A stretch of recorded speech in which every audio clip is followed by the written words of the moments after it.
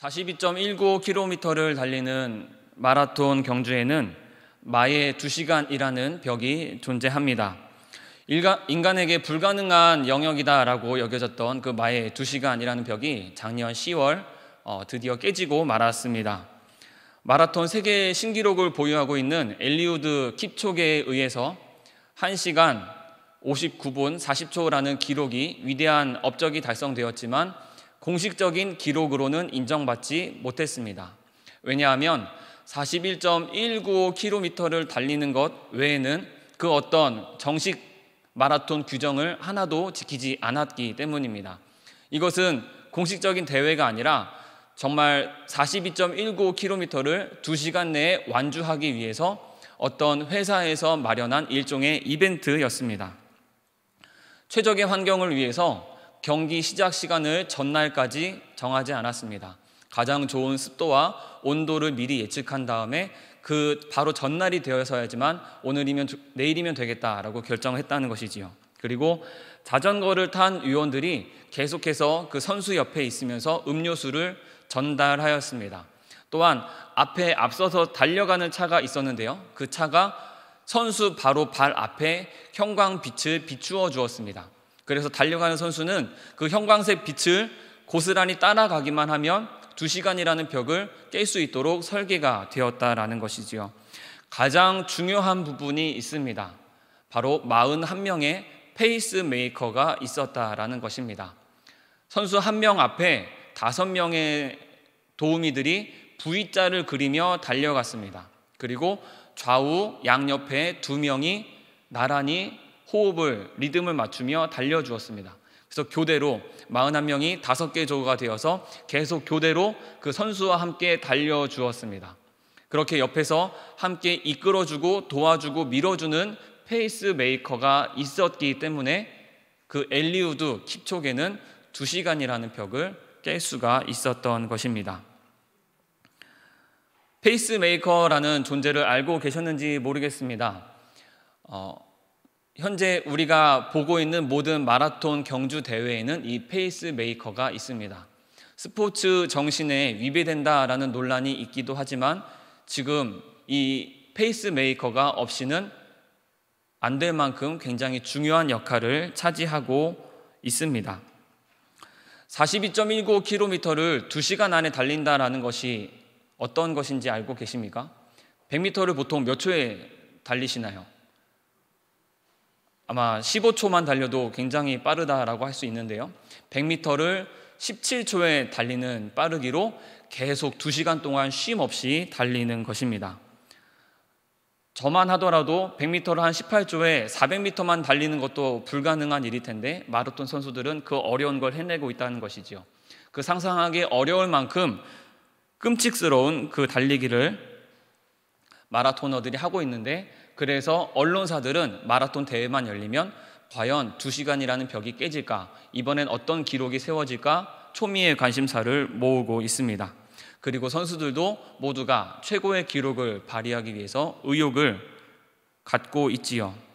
그런데 2시간 동안 달려야 하기 때문에 적절한 힘의 분배와 균형과 자신만의 리듬과 보폭이 속도가 최우선으로 요구가 됩니다. 초반에 너무 힘껏 달렸다가는 나중에 후반부에 뒤처질 수가 있습니다. 그런데 너무 초반에 힘을 아꼈다가는 나중에 도리어 앞에 있는 선수들을 따라잡기는 너무 거리가 멀어질 수도 있습니다. 더군다나 혼자 달리는 것이 아니지요. 옆에 경쟁자들이 있습니다. 저 선수들과 치열하게 눈치 싸움, 수싸움을 벌여야만 합니다. 그저 달리는 것만이 아니라 그 안에 계획과 또 전략이 있어야 한다는 것이지요. 마라톤 선수가 옆에 경쟁자가 어떻게 하든지 간에 자신만의 호흡을 가지고 달려야지만 완주를 할 수가 있습니다. 그리고 마침내 승리의 면류관을 받게 됩니다. 그래서 페이스메이커의 도움은 지대한 영향을 미칩니다. 옆에 선수가 어떻게 달리건 나에게 나의 호흡을, 나의 리듬을 뒷받쳐주는 이가 있다면 그 페이스메이커만 바라보면 되기 때문에 나는 무사히 안전하게 달려갈 수 있다라는 것이지요. 오늘 말씀의 제목을 신앙의 페이스라 지어보았습니다. 우리 신앙에도 페이스가 있습니다.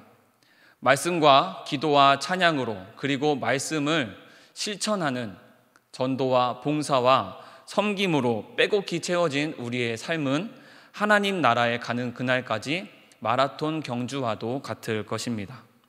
그 경주를 무사히 마치고 나면 하나님께서 저 하늘나라에서 우리에게 승리의 면류관을 주실 것입니다.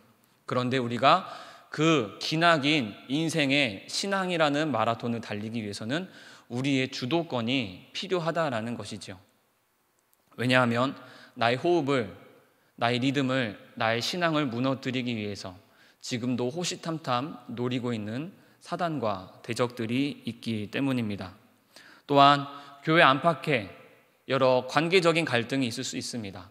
우리 가정 내에 문제가 있을 수도 있고요. 또 학업과 직장과 사회와 일터 가운데 우리는 언제 우리의 마음을 무너지게 하는 일이 찾아올지 모릅니다. 잠깐 지나가는 걸음은 우리의 신앙의 보폭을 회복하는 데 별 어려움이 없을 수 있지만, 크나큰 고난이, 험난한 파도와도 같은 일들이 우리에게 닥쳐온다면 우리는 주도권을 잃어버리게 될 것입니다. 그런 우리의 연약함을 하나님께서 아십니다. 그리고 우리에게 귀한 말씀을 주셨습니다. 그의 이름을 임마누엘이라 하리라 하셨으니 이를 번역한즉 하나님이 우리와 함께 계시다. 마태복음의 말씀입니다. 항상 나와 함께하고 계시는 하나님이 계십니다. 그래서 우리는 우리 신앙의 주도권을 놓치지 않을 수가 있습니다. 앞서서 페이스메이커라는 마라톤 선수 옆에 나란히 달려주는, 도와주는 이가 있다고 했습니다.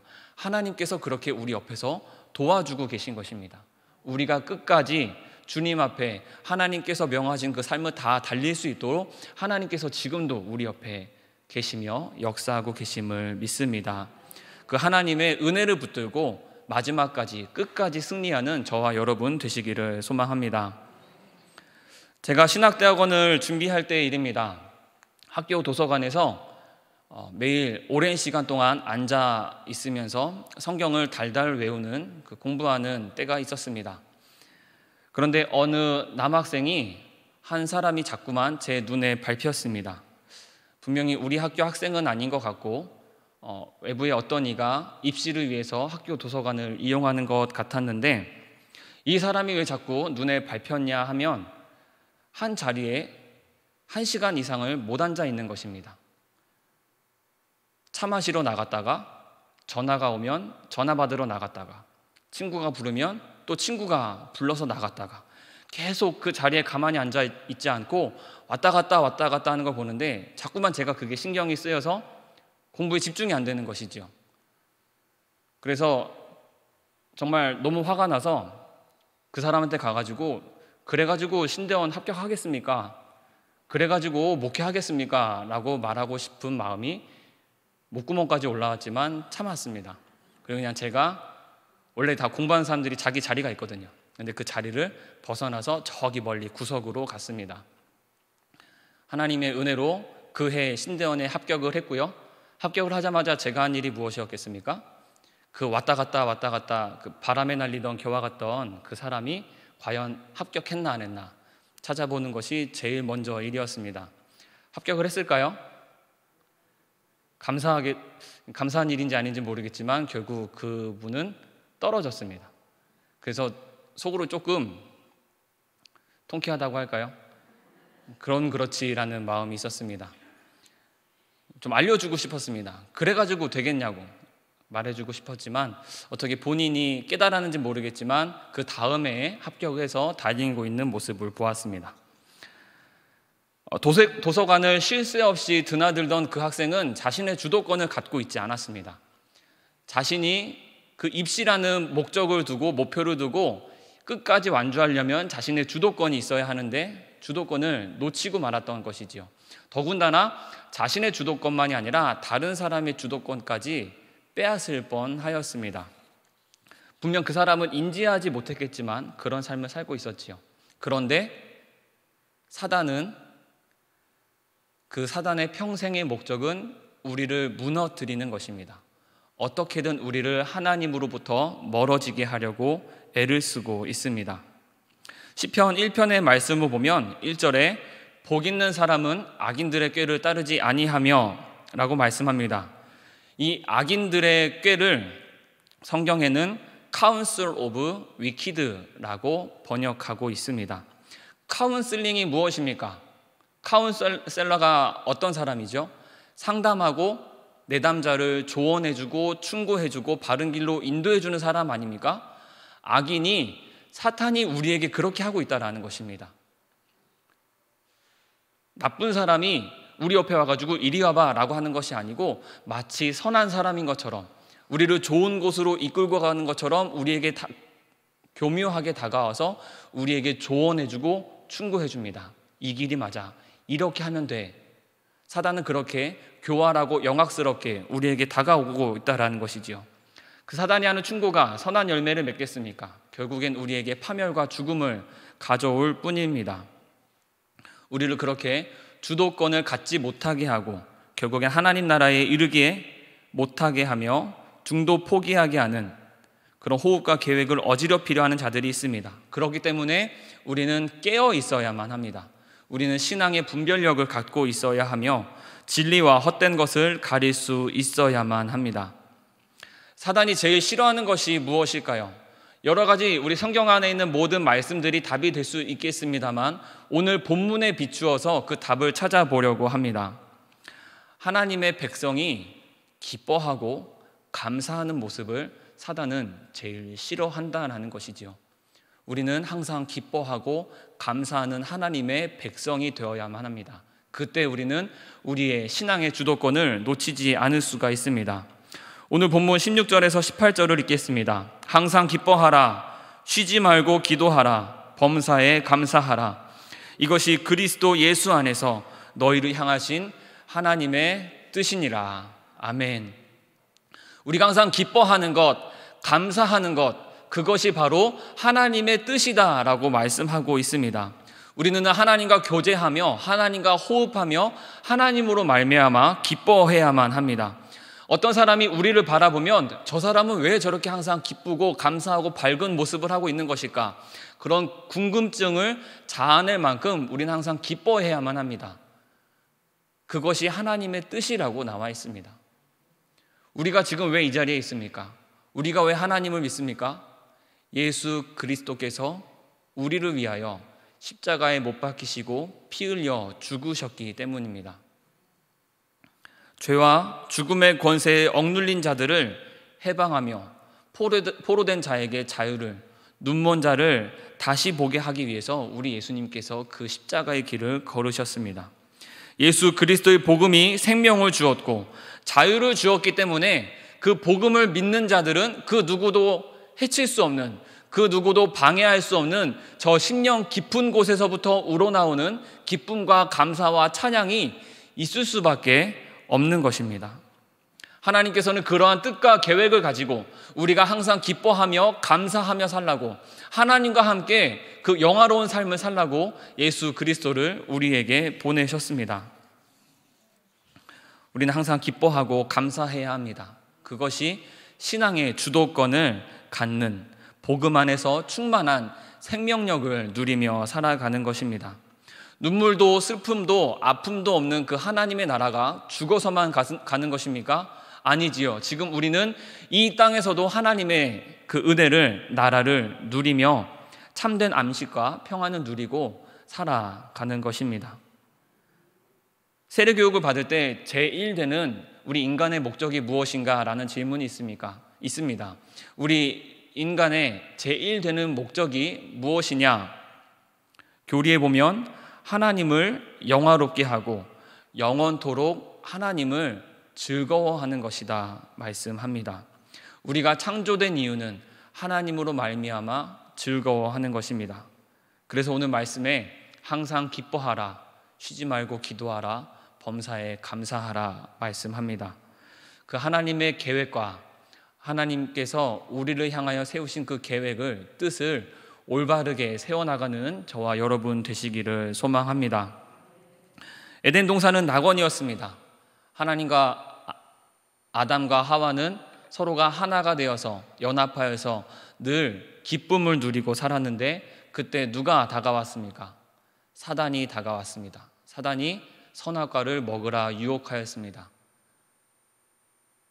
그 후로 우리 모든 인간들은 죄를 짓게 되었는데, 그 사단의 계획 가운데 중요한 것 하나가 있는데, 사단의 계획에는 늘 분열과 갈등이 있다라는 것입니다. 선악과를 먹으라고 주었죠. 하와가 먹었습니다. 그리고 하와가 아담에게 주었습니다. 하나님께서 꾸짖으시자 아담이 뭐라 합니까? 하나님께서 주신 저 여자가 나에게 이것을 주었습니다 라고 말하죠. 남편이 아내에게 같이 연대 책임을 지는 것이 아니라 서로 탓을 미루고 있지 않습니까? 성경에 나와 있지 않지만 저는 한번 상상해 봅니다. 아담과 하와가 얼마나 부부싸움을 많이 했을지. 당신이 그랬잖아, 당신이 나에게 선악과 주었잖아 해서 얼마나 싸웠겠습니까?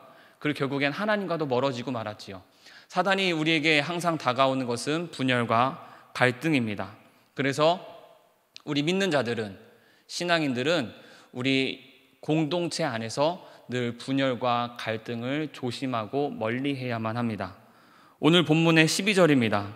형제들아, 우리가 너희에게 구하노니 너희 가운데서 수고하고 주 안에서 너희를 다스리며 권하는 자들을 너희가 알고. 수고하는 자들을 알아보아라. 수고하는 자들의 그들의 노력과 고생을 인정해 주어라 라고 말씀하고 있습니다. 우리 교회 안에 수고하는 많은 분들이 계십니다. 가정에서도 어머니와 아버지와 또 우리 모든 가족 공동체 구성원들이 수고하고 있습니다. 그들의 수고를 알아주고 인정해 줄 때에 분열과 갈등은 생기지 않게 될 것입니다. 당신 대체 하는 게 뭐야? 그 정도밖에 못해? 차라리 물러나라. 내가 하는 게 100번 낫겠다. 우린 때로 이런 마음을 가질 때가 있지 않습니까? 어떤 앞선 사람을 향하여서, 지도자를 향하여서, 어떤 자리에 있는 이들을 향하여서 우리는 그런 마음을 가질 때가 있지 않나 싶습니다. 그것은 하나님께서 주시는 마음이 아니다라고 오늘 말씀에 나와 있습니다. 수고하고 노력하는 자들을 인정해 주는 것. 당신 때문에, 여러분 때문에 지금 우리가 있습니다 라고 그 따뜻한 한마디가 우리 공동체를 새롭게 세워간다 말씀하고 있습니다. 13절에 그들의 역사로 말미암아 사랑 안에서 가장 귀히 여기며 너희끼리 화목하라 말씀합니다. 새번역 성경에서는 그들이 하는 일을 생각해서 사랑으로 그들을 극진히 존경하십시오. 여러분은 서로 화목하게 지내십시오 라고 기록하고 있습니다. 사랑이 듬뿍 담긴 극진한 존경, 내 이웃을 내 몸과 같이 내가 대접받고 싶은 대로 그대로 행하는 그 사랑이 우리 공동체를 든든하게 해준다 알려주고 있습니다.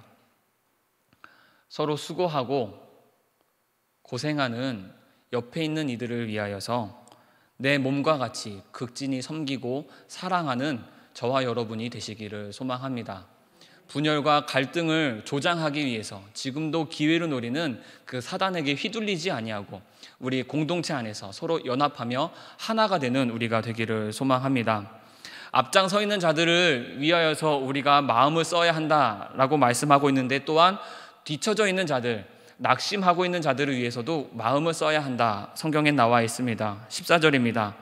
또 형제들아, 너희를 권면하노니 게으른 자들을 권계하며 마음이 약한 자들을 격려하고 힘이 없는 자들을 붙들어주며 모든 사람에게 오래 참으라. 게으른 자들, 마음이 약한 자들, 소외된 자들, 존중받지 못하고 손가락질 받는 자들, 약자들도 배려하고 이끌어줄 수 있어야 한다라고 말씀합니다. 왜입니까? 우리는 예수 그리스도께서 머리가 되시고 우리는 모든 서로 지체가 되어서 하나이기 때문입니다. 너희는 그리스도의 몸이요 지체의 각 부분이라 고린도전서 12장에 말씀하고 있습니다. 우리는 개별적인 존재가 아니라 하나님 안에서, 교회 안에서 하나입니다. 유기체입니다. 각각 따로따로가 아니라 우리는 모두가 하나인 것이지요. 그래서 혹여라도 우리 가운데 아픔과 고통 가운데 있는 자들이 있다면 그들을 내버려 둘 것이 아니라 하나님의 사랑으로 감싸 안아 주어야만 합니다. 그래서 고린도전서 12장 26절에 이렇게 말씀합니다. 만일 한 지체가 고통을 받으면 모든 지체가 함께 고통을 받고, 한 지체가 영광을 얻으면 모든 지체가 함께 즐거워하느니라. 한 지체가 도움을 받아 온전한 삶을 회복하면, 어둠에서 벗어나서 빛 가운데 거하게 되면 그 한 명의 기쁨으로 그치지 아니하고 우리 모두가 즐거워한다라고 말씀합니다. 그것이 교회다라고 사도 바울은 지금 말하고 있습니다. 한 사람이 기뻐하면 저 사람은 기쁜데 난 왜 이렇게 슬프지가 아니라, 어떤 한 사람이 회복하고 즐거워한다면 그것은 우리 모두의 기쁨이 된다라는 것입니다. 그렇게 우리는 기뻐하고 감사하는 삶을 살아야 한다라고 성경에 나와 있습니다. 바로 그것이 신앙의 주도권을 잃지 아니하고 이 땅에서 하나님의 나라를 누리며 살아가는 귀한 영적인 원리라고 알려주고 있습니다. 15절 말씀에 삼가 누가 누구에게든지 악으로 악을 갚지 말게 하고 서로 대하든지 모든 사람을 대하든지 항상 선을 따르라 말씀합니다.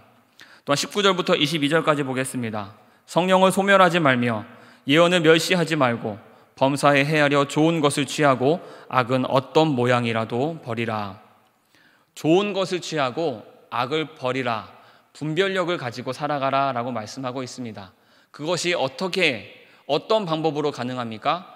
성령을 소멸하지 않는 것입니다.